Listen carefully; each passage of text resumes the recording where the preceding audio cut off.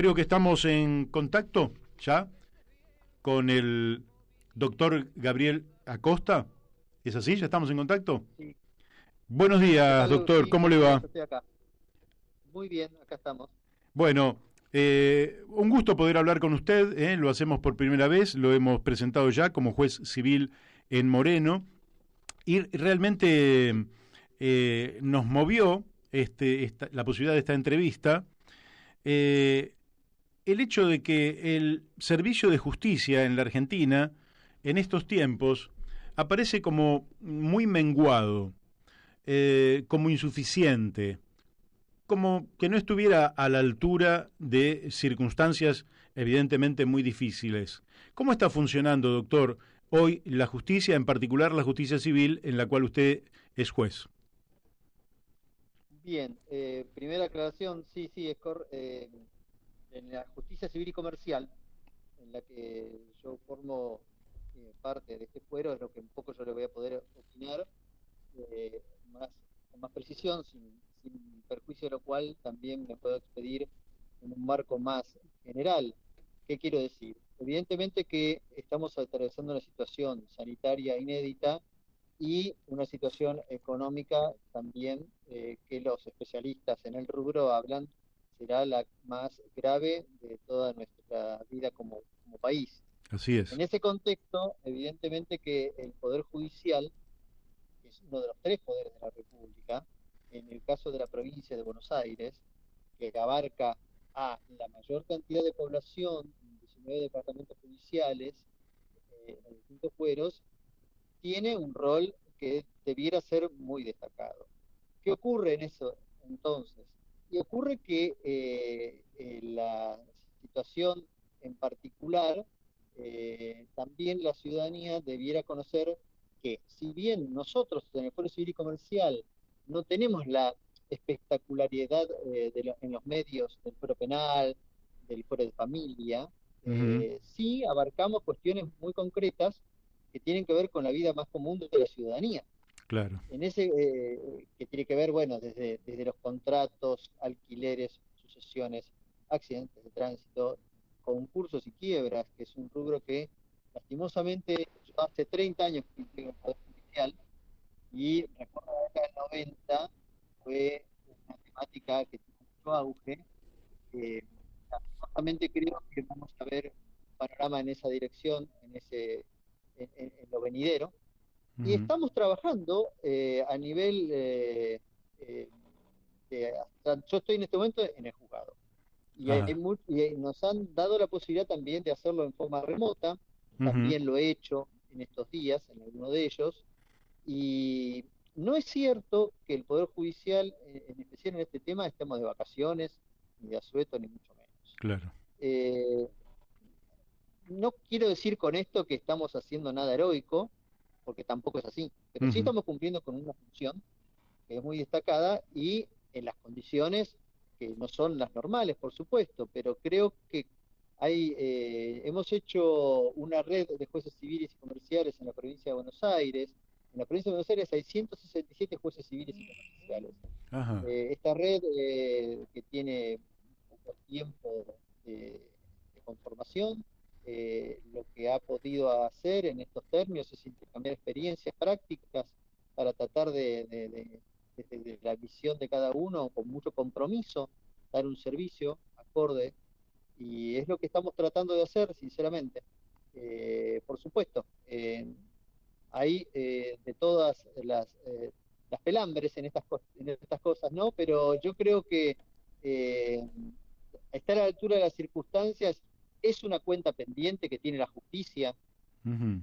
con la ciudadanía y es un buen momento esta crisis desgraciada para tratar de revertir la calidad institucional que tenemos que mejorar para estar a tono con un servicio de justicia, que es eso, es un servicio público. Claro, sí, sí, efectivamente es uno de los poderes de la República y por tanto su importancia es mayúscula. Por eso el buen funcionamiento hace al buen funcionamiento del conjunto de la sociedad. Por eso la importancia de esto. ¿Cómo están? Usted dice que en algún momento ha trabajado desde su casa. utilizando lógicamente tecnologías que avanzan aceleradamente y que nos permiten una comunicación en tiempo real, incluso con imágenes. ¿Ustedes están utilizando estas tecnologías? Los expedientes, se ha hablado del expediente electrónico. ¿Los expedientes siguen siendo esas montañas de papel que hemos estado acostumbrados a ver en los juzgados o está cambiando al sistema digital? Está cambiando. Le pongo en conocimiento que la Corte de la Provincia de Buenos Aires, la Suprema Corte, en una acordada Ajá. del viernes próximo pasado, la 3975, ha dispuesto justamente que todos los expedientes que se inicien en todo el Poder Judicial a partir del lunes 27 de abril venidero van a tener que ser tramitados desde su inicio en formato digital. O Mm, sea, nace oficialmente el expediente electrónico. Y excelente. también en un anexo da las directivas para cómo hay que tramitar aquellos que van a ser mixtos, o sea, los que ya están en trámite, cómo adecuar esta situación. Estos elementos realmente, la provincia de San Luis hace ya algunos años que tiene el expediente electrónico, ¿sí? Claro. Y obviamente que es un avance significativo. Lo que ocurre es que lo que queda pendiente es esta cuestión que está mucho quizás en nuestra idiosincrasia. Yo no he viajado mucho por el mundo, ni prácticamente nada, pero sí veo como que en cuanto a otras latitudes, ya sea de España, por hablar de una cuestión de iberoamericana, o vecinas como Chile, como Uruguay, nosotros tenemos una rémora en la calidad institucional que hace que el Poder Judicial, los abogados y los empleados todavía nos manejamos con demasiado criterio sectorial, en vez de darnos cuenta que somos un conjunto, que tenemos que hacer una construcción colectiva institucional que apunte a no olvidarnos que somos un servicio de justicia. Mm, Entonces eso a veces es difícil no tener una tendencia eh, que no es la más feliz acerca de que cada uno ve su lugar como o el más importante o el más postergado, etcétera. Por supuesto que también es cierto que la provincia de Buenos Aires a nivel nacional tiene, digamos, una situación salarial que estamos en el lugar 18º de la amigo. nación, ¿no? Pero sin ánimo de justamente profundizar en ese tema, sí también, eh, porque yo me considero que, la verdad, trabajando formalmente 6 horas con feria judicial de mes y medio al año, estamos en una situación que en general mal podríamos lamentarnos más de lo debido. Todo es mejorable, todo es optimizable, pero desde animarnos a la mayor verdad posible. En Claro. ese contexto, el expediente electrónico tiene que ser, y en eso estamos trabajando fuertemente en esta red de jueces civiles, un espacio donde podamos confluir los abogados, que son los intermediarios entre la ciudadanía que con sus impuestos paga nuestros sueldos, Ujú. y el Poder Judicial, que es un servicio, para que los conflictos se resuelvan en un ámbito que le vuelvo a decir, donde tratamos situaciones que en la realidad económica que estamos transitando y vamos a tener que remontar entre todos, Ujú. los contratos y sus reformulaciones y todas esas cuestiones van a exigir de nosotros mucha creatividad, mucho conocimiento y esto yo lo digo muy a título personal, yo creo que todas las virtudes que podamos mencionar sin el coraje sirven para muy poco. Claro. Sí, Y sí. estos son tiempos que necesitan de que tengamos el coraje de, yo no creo que hay dos maneras, o administramos justicia para no tener problemas. Ujú. Yo me ascribo en la primera de las opciones, con todas las imperfecciones y con la necesaria autocrítica para revisar lo que haya que revisar, pero sin coraje para tomar decisiones donde olvidemos los intereses sectoriales en función de una ciudadanía que necesita de nuestra respuesta y de nuestro compromiso que se expanda, porque el compromiso que hoy hay evidentemente no es suficiente, es que podamos ir recorriendo un camino que nos encuentre. Bien. Le hago una consulta porque un oyente me acaba de enviar para que le haga una pregunta, justamente un oyente de Moreno. Sí, Me pregunta por el tema de las usurpaciones. Y yo le agrego a esa pregunta si usted considera que la velocidad con la que funciona la justicia, es decir, entre el momento en que un conflicto se incorpora en la agenda judicial y el momento de su resolución, ¿son tiempos adecuados o son tiempos que a veces se dilatan? Lo conozco más que nada por lo que tiene que ver con el fuero penal. A veces se dilatan hechos de corrupción por tiempos casi, digamos, décadas, ¿no? En el fuero civil y comercial, y en particular vamos al caso del oyente que nos hace la pregunta, en el tema de las usurpaciones, ¿se resuelven en tiempos razonables? mire, el tema de las usurpaciones es, en alguna manera, es un trámite que también en el fuero penal, pero no le quiero Ajá. eludir la respuesta ni mucho menos. Lo que tramita en el fuero civil ligado a las usurpaciones podríamos decir que son los desalojos. Ujú. Eh, en cuanto al déficit mire, velocidad y precisión es para jugar en la selección de fútbol, ¿no? Velocidad y Sí, precisión, claro. Messi. Eso es a lo que tenemos que apuntar. El déficit de velocidad de la justicia es más que notorio. Y yo, la verdad, que lamento que así sea. Por lo cual, en el fuero civil tenemos distintos instrumentos que podemos utilizar para abreviar esos términos. Yo le puedo decir que un expediente que se han iniciado aquí, después de mucha porfía, eh, puede tranquilamente tardar desde el inicio hasta la sentencia 12 meses. Ajá, en un Y año de sale. hecho, pero no lo hago a título personal, ni siquiera a título de este juzgado que le estoy hablando, por supuesto, de mi juzgado. Ujú. Pero los procesos civiles en otras latitudes no tan lejanas como Uruguay, hace varios años que duran entre 15 y 18 meses.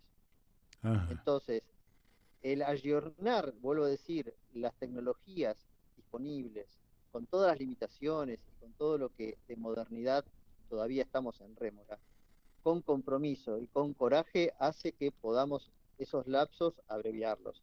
Desalojos es un proceso que tramita en mi fuero y está en la misma línea de que se puede llevar en esos términos, para lo cual hay que trabajar y mucho. Entonces, no sé si a modo de respuesta sirve en cuanto a que debiera ser, y más en el caso de un desalojo, que hay alguien que, o porque no le pagan el alquiler, o porque el contrato se venció, o porque salió de vacaciones, volvió y se le metió a alguien, necesita una respuesta más que ágil. Ujú. Eh, eh, lo que yo le puedo decir es eso. No quiero ser reiterativo, pero sí, la de velocidad es imprescindible. Estamos en rémora con eso y desde este lugar y desde la mayoría de los juzgados civiles estamos trabajando con fuerte compromiso para mejorar esa situación. Bueno, voy a volver un poquito sobre el tema de la incorporación de las tecnologías. Yo tengo un amigo que trabajó que aparte es parte del programa, Daniel de Abrantes, que trabajó en todo lo que tiene que ver con los archivos y toda la ciencia de administrar grandes archivos, ¿no? Empresas que se dedican a eso. Entonces, un poco en algún momento decía algo parecido a esto que le voy a decir. Dice, si vos querés que algo quede por miles de años, grabalo en piedra, ¿no? Si vos querés que algo quede grabado por cientos de años, lo grabás en papel. Y las tecnologías digitales han ido cambiando en los últimos 20 años sucesivamente de soportes y por tanto no siempre son todo lo segura que se requeriría. Ustedes cuando avanzan, por ejemplo, un expediente electrónico, eh, ¿se hace un backup electrónico o se sigue haciendo el soporte en papel de manera tal de que frente a cualquier circunstancia de no acceso al expediente se pueda recurrir al papel? ¿Cómo funcionaría eso, aunque sé que por ahí ustedes no lo tienen todavía resuelto?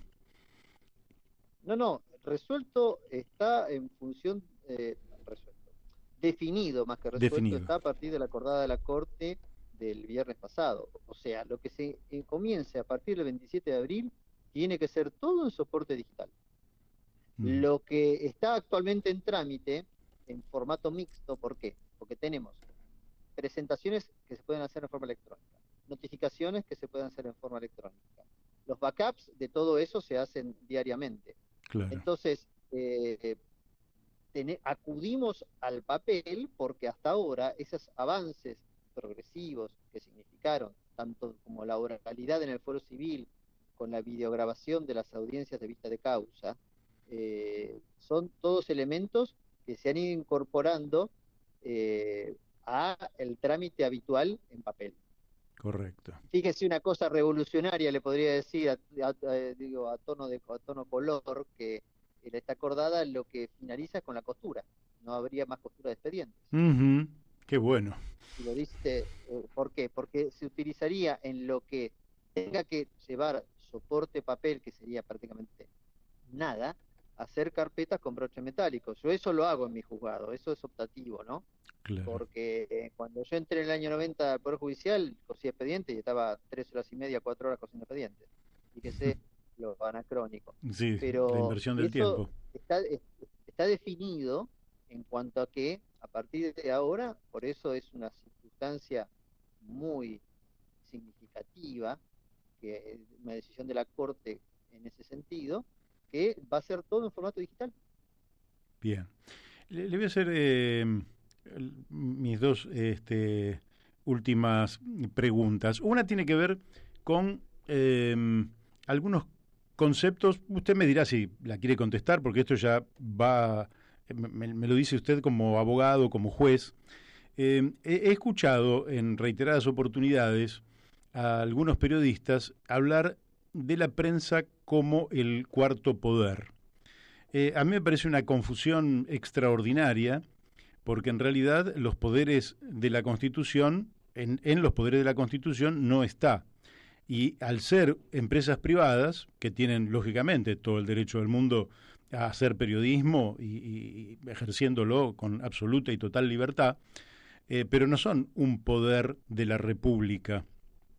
Aunque sí, quienes hacemos periodismo creo que jugamos un papel que ayuda a la transparencia, al tránsito de la información, a la comunicación cada vez más veraz. ¿Cómo observa usted el papel de la prensa, aquella que se en términos generales, y además aquella que se autoasigna el papel de un poder de la democracia, como si fueran otro poder del Estado? Yo creo que el rol del periodismo es fundamental. Yo no sé si hablar de cuarto poder en cuanto a términos de poderío, sí en cuanto a transparencia y en cuanto a interpelación para quienes en definitiva cumplimos una función pública. Mire, en el año 2017 se hizo el primer Congreso de Jueces de la provincia de Buenos Aires. Se hizo en Mar del Plata y yo concurrí, y en uno de los paneles, el que tuvo una actuación destacada fue el colega suyo, Hugo Alconadamón, Sí. donde dijo claramente, voy a tratar de ser casi literal, que para el Poder Judicial el periodismo eran monitos a los que se les tiraba cosas datos imprecisos para que hicieran malabarismos. Uh-huh. Y él decía que para él el Poder Judicial estaba lleno de serpientes que se arrastran. Uh-huh. Qué duro. Entonces, dicho esto, delante de dos ministros de la Corte de la provincia, ¿no? Uh-huh. Y yo creo que más allá de la figura que yo entiendo, yo lo interpreté literal, pero también como una manera de acentuar una idea. Creo que el periodismo y el Poder Judicial tenemos que tener un vínculo donde vayamos ejercitando el mismo para un mejor desarrollo. Yo no creo que yo tengo que ser imparcial. Sí. ¿Sí? Mi imparcialidad y mi independencia no la negocio con nadie. Y ese es un rol que tener un diálogo con cualquier periodista no me lo compromete. Creo que la falta de diálogo, en definitiva, estaría poniendo de relevancia una inseguridad o una idea de ocultamiento en en una función que es todo lo contrario.